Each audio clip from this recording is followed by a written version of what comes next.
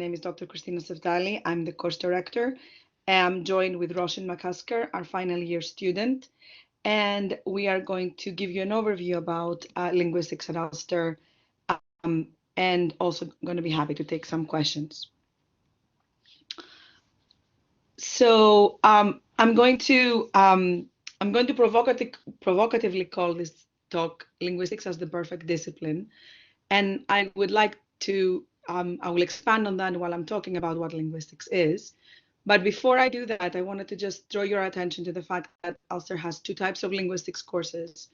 It has language and linguistics and language and linguistics with an optional specialism in counseling studies. And I will talk a bit about this specialism and also what it would give you. So what are we going to cover today? First of all, we're going to talk about why you should study language and linguistics at Ulster, what kind of things you will learn, how you will be taught, how will we support you, and then we're going to talk a bit about what kind of careers you can have with a degree in language and linguistics. So why should you study language and linguistics at Ulster? First of all, we are a team of international research active academics. And it's something very important, I think, about teaching something that you research in.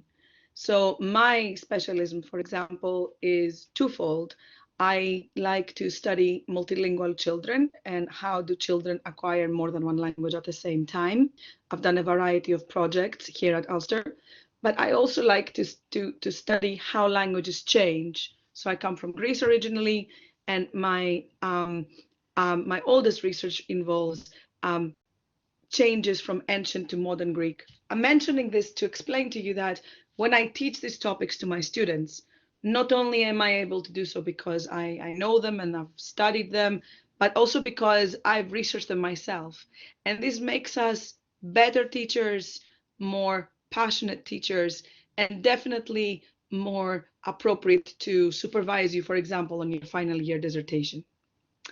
So I talked a bit about us being an international team. My colleagues are from Italy, from the States, and also this brings a lot of different perspectives in the degree. And the final thing that really sets us apart is this counseling pathway. We are in the School of Communication and Media that also houses a counseling studies degree, and we collaborate with our colleagues from counseling so that people that would like to take a more vocational modules, they can select 3 modules from the counseling pathway. And upon completion of these 3 modules, you can have a degree with a specialism on counseling studies. So this is how you are able to get this pathway. So what are the types of subdisciplines that linguistics has? A lot of people ask me, one of my favorite things that I get asked very often, especially when I started doing this, is, oh, you're a linguist. How many languages do you speak? But that is not what a linguist is. So linguistics as a discipline is a very broad discipline. And as my friend and colleague says, it is so broad that everybody will find something to like in linguistics. And that is because it is interested in human language. And human language is an amazing system that is made up from a variety of things. So first of all, human language, most human languages use sounds. We have an amazing vocal organ with our mouth, our vocal cords, and we are able to produce meaningful sounds at amazing speed. So there's a discipline in linguistics that is interested exactly in that aspect, and that is phonology and phonetics.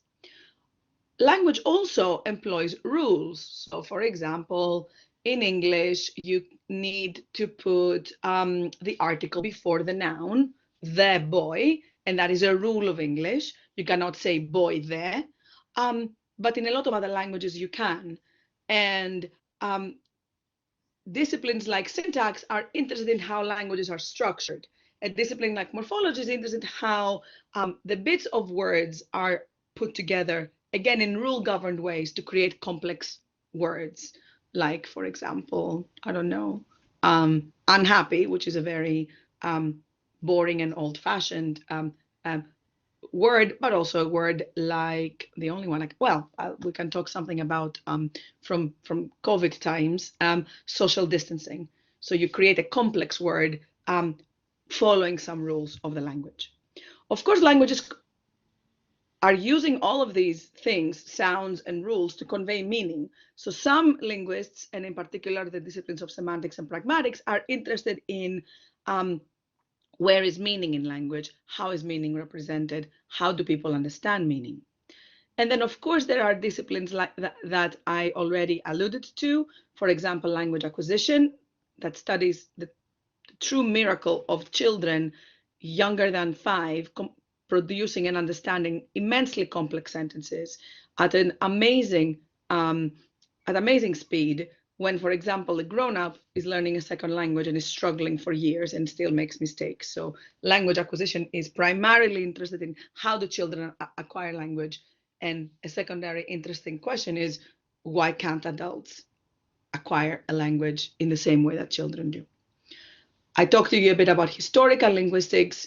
Why do languages change from one phase to the other? And some languages change so much that you can no longer recognize an earlier version of the language. So, as I said, I am Greek. And if I hadn't studied ancient Greek, if I opened a book of, let's say, Plato, I wouldn't be able to understand it. It is so different from what we speak today. What happened and made languages so different? And finally, another interesting subdiscipline of linguistics is conversation and discourse. How do we use language in conversation, in communication? What are the rules that, again, we use there to make ourselves understood, that sometimes, interestingly, do not employ, strictly speaking, linguistic means? For example, they can employ pauses, or they can employ non-linguistic material like or aha, and interesting things like that. So a couple of things about your degree. Our full-time degree is 3 years. You could add an optional placement that is normally arranged through British Council's English Language Assistance Program. And it is there primarily for students that think they might be interested in a career in teaching. And I will talk about future careers in a second. But apart from the placement year, our degree works like this. In the first year, you sort of learn introductory courses and the fundamentals. So how language works, how children acquire language and communication. In the second year, we put a bit more theory. We do linguistic theory 1 and 2, which is normally about syntax and phonology. We do research methods.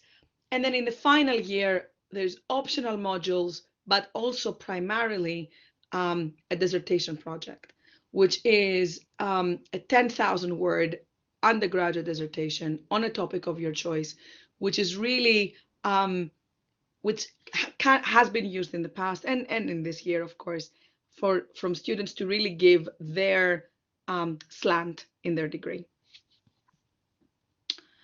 So how do we teach you at Ulster? Normally, a typical week involves a full-time degree has 3 modules per semester, and each module normally has around 3 contact hours per week. So overall, you would have 9 contact hours per week with lectures and seminars.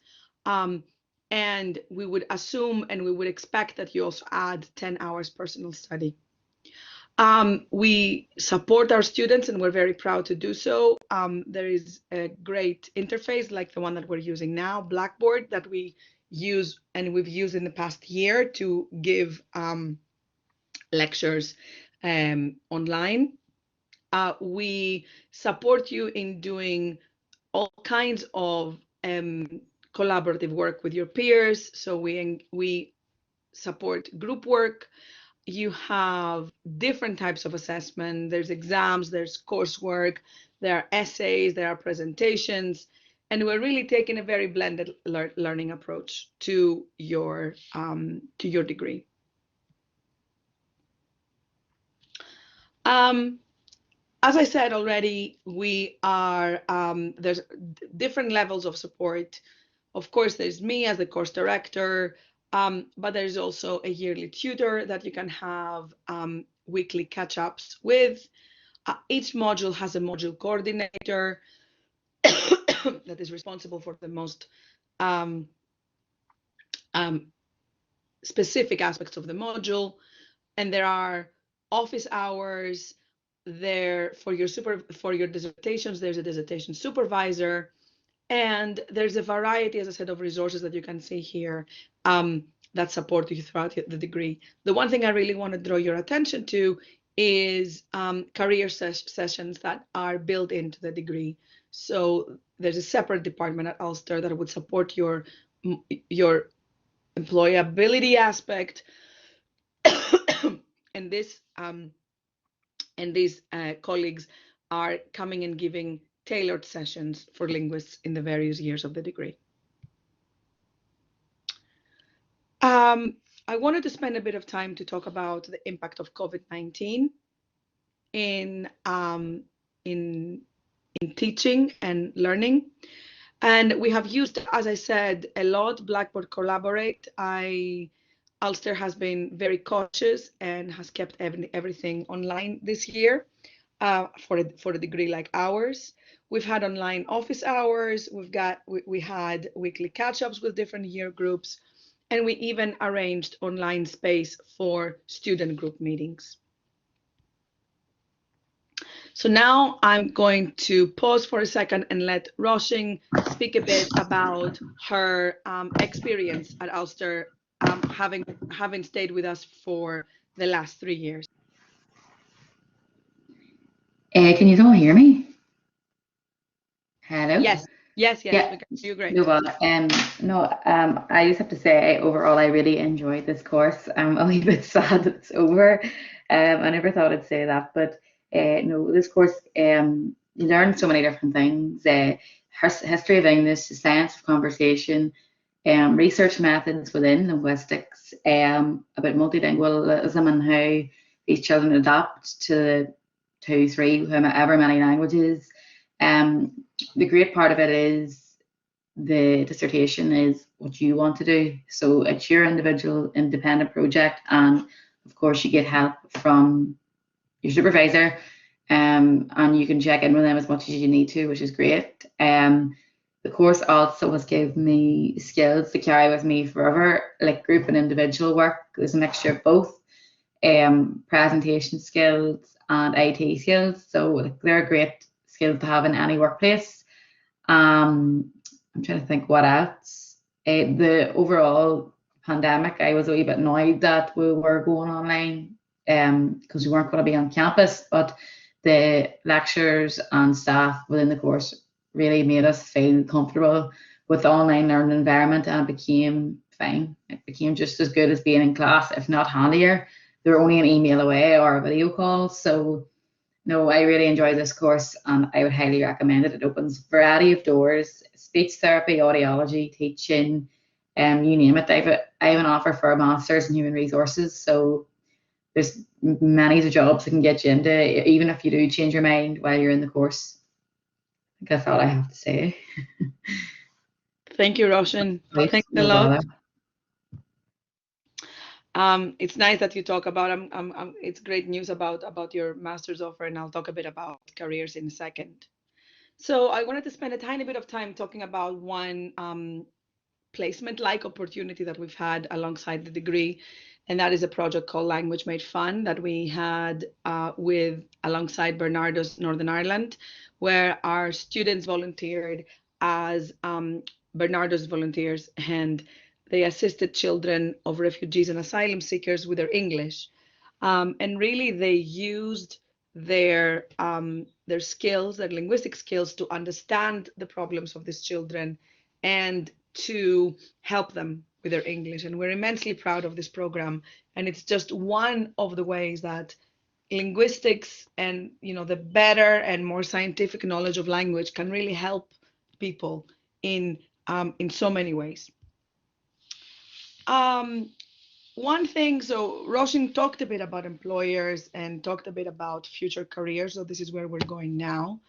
And the reality is that linguistics graduates are extremely versatile and extremely well trained, because a lot of what we do in linguistics is data analysis, is a lot of that employs critical thinking. We ask you to really polish your communication skills, and we support your communication skills. You constantly present, you write, and all of these things are things that employers really, really want. I really want to just pause on two aspects that I have here on the slide. First of all, the ability to solve practical problems by applying mathematical, scientific skills. Linguistic patterns have a very, very interesting regularity, and you can only understand them if you're applying this kind of thinking that we are training you how to do. And also the ability to work in teams. When our students start, the first time they hear the word group work, they get a bit nervous. Oh, what if this person doesn't work well with me, or what if I don't like them? And what I always tell them, and what we all always tell them, is that life is all about group work. Your professional life will always be full of some kind of collaboration. So we are encouraging that and fostering that from the start.